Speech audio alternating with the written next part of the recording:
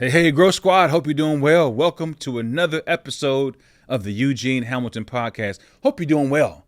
In fact, how are you doing? Let me know down in the chat, wherever you're watching. Let me know how it is, how you're doing, how it's going. Most importantly, let me know how these episodes have been impacting your life and those that you've been sharing them with. Let me repeat, those that you've been sharing. You have been sharing them, right? You have been, yeah, you're subscribed, you're like, okay, got you. Analytics are telling us still that some people are still just dating us, just enjoying the content, and I'm grateful for it. But let me invite you to be a part of the family, part of the Growth Squad, as we continue to grow together and move forward. Let's get right to it.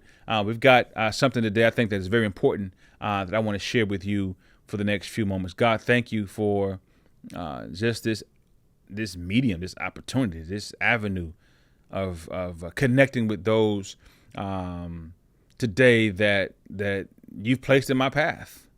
Thankful that we are able to connect, and not only connect but dialogue and talk about some things that are important to us. I pray that you would give my friends everything that they're in need of in this moment. In your name, amen. Today, I've simply entitled this episode, it's going to be short and sweet, Watch Your Mouth. Right? And it's funny because I remember growing up as a kid, and I was very much, I wouldn't say afraid. I had a healthy fear of my parents, in so much as I wasn't afraid because I thought they would do harm to me. I had respect for them because they deserved it, right? And they established that kind of respect or that kind of honor at a very early age. Right? With helping me understand the power of having good manners. My son, the other day, my wife was telling me the story. I wasn't there. I wish I would have been able to witness this, but he was in the store. And I can just imagine, knowing my wife, it's probably Marshalls or something like that. TJ Maxx, those are her spots, right? And a lady was struggling with her shopping cart. My son is 4. And he looks at her as, this is my wife sharing the story. I wasn't there. But he looks at her and said, "Hi, can I help you?" It's like, he's 4, right? He can't do anything physically to help her. But before she could answer, he runs over there and he tries to push her cart for her. He's 4 years old. And she looks at my wife and she says, "Wow, you all are doing a great job of teaching this young man the power of helping others, and he's going to be a great young man." And I was proud of that because we're doing our best. We're not perfect.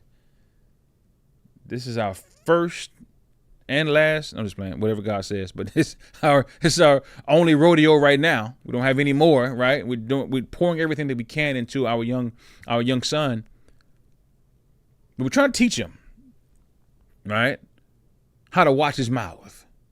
Now, I didn't say it as direct or blunt as it was told to me as a kid, but every now and again, even though I had healthy respect for my mother and father, every now and again, something may have slipped up, or maybe I tried to say something I heard one of my friends say, and listen, every single time I would be hit with the response, "You better watch your mouth, boy. You better watch what you're saying. You better watch what comes out of your mouth," right?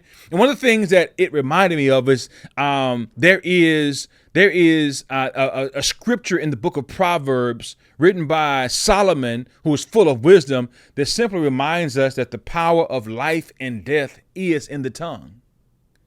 And I want you today to think about the things that you say to yourself, the things that you say to your kids, the things that you say to your spouse, the things that you say to those around you. You and I listen, I think we can take great counsel from that 3 words, watch your mouth. You got to understand that you and I have the power. In fact, it's biblical. It's proven that every day, this is why I believe that there's power in positive affirmations and negative affirmations. I believe that if you tell yourself something negative long enough, that will become your reality. You will think to yourself, listen, I kind of write about this in my upcoming book extensively. At one point in my life, I lost a bunch of weight, over 100 pounds, right? Prior to losing all that weight, you know what was stopping me? I wasn't watching my mouth. I kept telling myself, oh, you big boned. And for those that are not familiar with that terminology, that is a Southern way of saying I'm big boned, but you're just really fat. That's it. Right? You thick, you big bone, your family is all, I just say all kinds of negative or things in my life that I would speak that would not allow me to get past those thoughts. And so because our thoughts control us, and our thoughts are definitely originate in our mouth, right? Or even throughout what we see, I had to retrain my mind. I had to start speaking things about me that would suggest that, hey, Eugene, you are going to get healthy. Eugene, you are going to lose weight. Eugene, you are going to become everything that you were born to be. Eugene, you are going to get to a place where you feel brand new again. I had to begin to speak to myself, hear me out, in a way that reminded me that this is possible. So what is it in your life today that you need to speak life to yourself about? If you keep telling yourself, I can't start a new business, 9 times out of 10, you won't start a new business because you keep telling you. Nobody else is telling you anything. It's funny, the biggest hurdle in our journey is not really getting over what other people are saying about us. It's getting over what you say about you. Yeah, chew on that. The biggest hurdle in our lives, oftentimes, whether it be going after a job promotion, whether it be completing a degree, whether it be going through a certification program, whether it be starting a podcast, whatever it is, oftentimes people outside, their noise isn't loud enough to deter you. You got to get over your own there's negative things you say to yourself. You got to get past the negative thoughts, the negative ideologies, the negative patterns in your own life, oftentimes to get to. But it starts with speaking. It starts with thinking. It starts with affirming yourself in ways that will allow you to realize those hopes, those goals, and those dreams. And oftentimes, it's that tongue that gets in your way. So let me invite you to do a couple of things, and then I'm out of your way. This is short and sweet this week. I want to invite you, if you're going to get to a place where you begin to watch your mouth positively. Number one, you got to start practicing intentional communication. I like it. You got to practice intentional communication. So in other words, you got to guard your tongue. You've got to be, you've got to be deliberate about those things you say to yourself.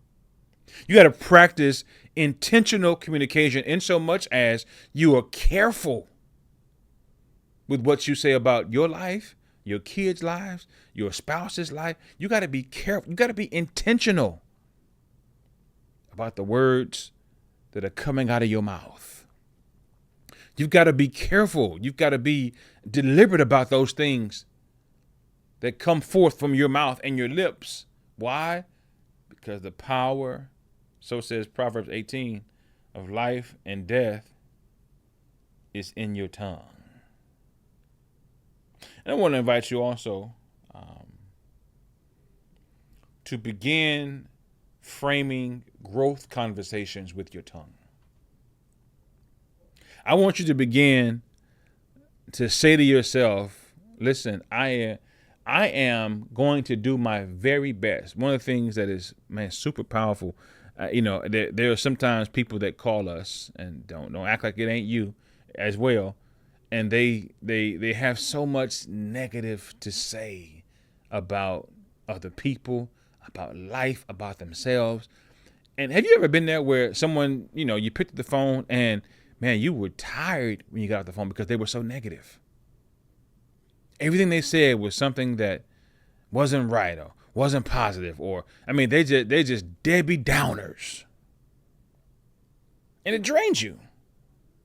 Listen, man, at the beginning of this year, I said to myself, man, I'm going to distance myself from people who only speak negative about whatever. There are people that I know who, they will come up with, the thing can be positive, and they'll come up with something negative about the thing that's positive. I'm like, man, you got a degree in this? You got a master's in this? You got a doctorate in this? Why? How can you find something so it's almost like I watch Deion Sanders, man, and he's not a perfect guy. Nobody's perfect. But I watch him as he tries his best to father his children in a way that sets them up for success. And man, this guy puts out, positive quotes and videos where he's speaking life into his sons and his players. And somebody will every single day come along with something negative to say about what he's doing that's positive. I'm like, wow. Those kinds of people, I try my best to distance myself from. You know why? Because birds of a feather flock together. And the more I'm around that, the more I will lean toward thinking the thoughts that they're giving, that they're putting out there. The more I will find myself being a Debbie Downer as well. So instead of me turning purple, trying to tell them to stop, and the more I tell them to stop, the more they dig deeper in their negative train. I say, you know what? Instead of me trying to change them, let me just change me. Let me just distance myself from that. Because if you were with me 6 weeks ago, I said simply this, like that girl in that assembly who the boy was messing with her and she removed herself. She said, Mr. Hamilton, the reason why I moved is because the only person I can control is me. I can't control their mind. I can't control their mouth. I can't control their hands. I can control me. So I can't control that negative person that comes along in my life, but I can control me. I don't have to be around that. I don't have to listen to that. I don't have to endure that.